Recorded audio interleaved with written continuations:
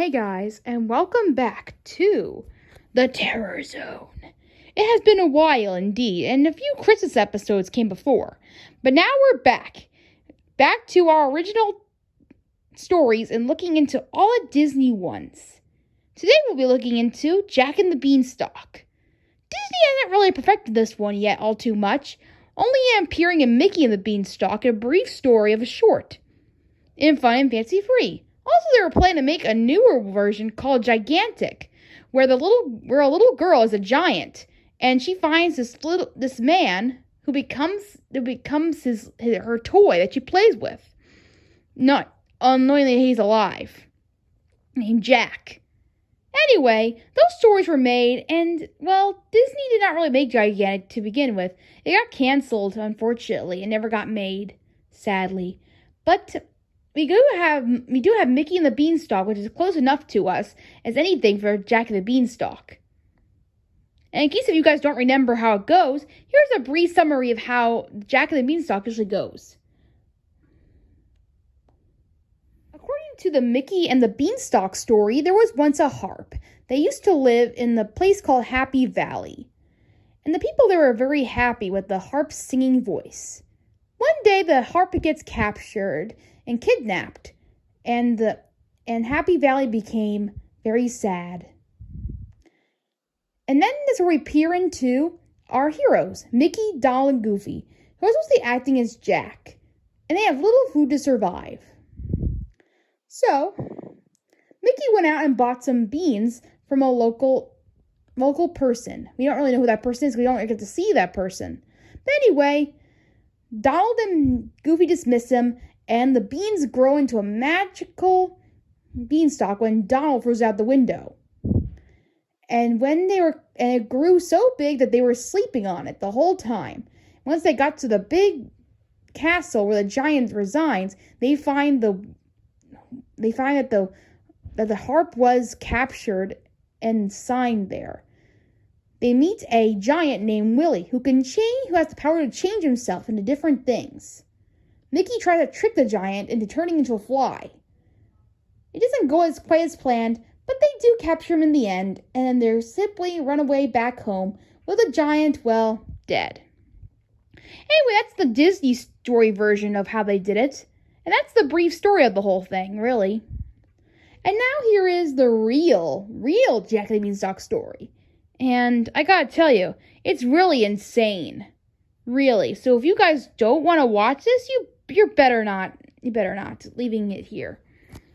So here is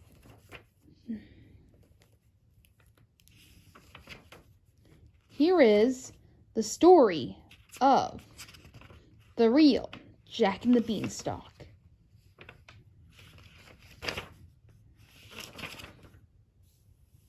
It all starts with Jack and his mother, but she might be a little too in love with her son.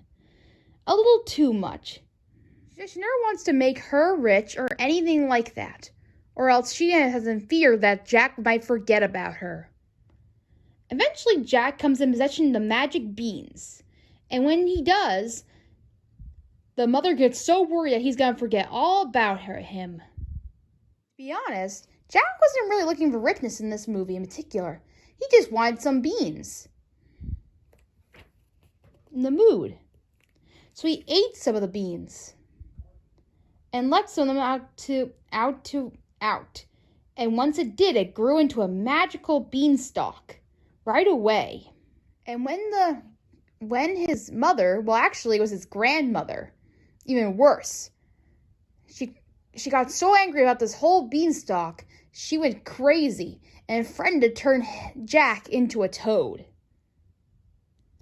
Thing to go crazy where the grandma chased him with leading Jack to climbing up the beanstalk to get away. As Jack climbed, there were cities on each of the leaves, so he could stop every so often and take a rest. When he came to the top, he came across a tavern where the giant lived.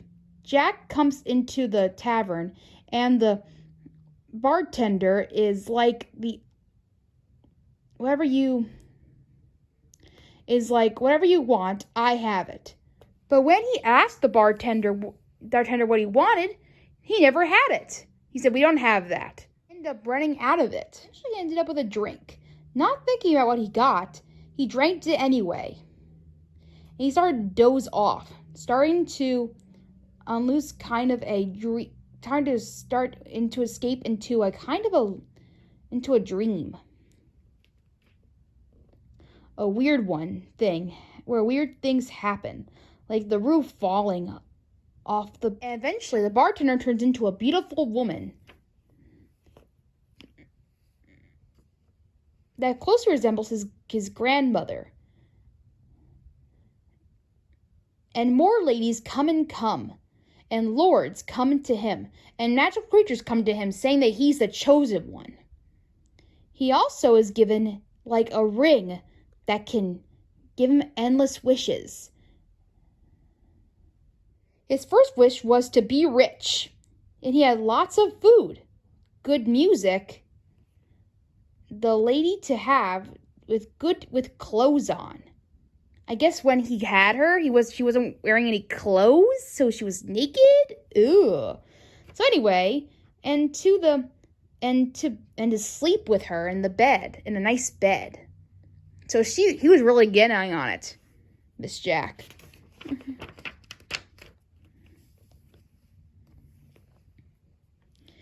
When eventually stepping into the bed, him and his lady had dream of a fairy coming closing to them, saying that they had to go to the giant's castle and entertain him for a day. Very similar to the harp. They had to play music for the giant if they want to become the chosen ones. They had to do like some kind of initiation.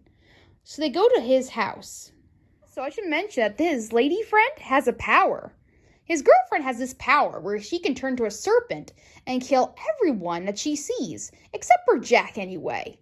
He can order her to do anything. So anyway, with that note in mind, they go to the castle. Once they got to the giant's castle, they can hear fee, fi, fo, fum.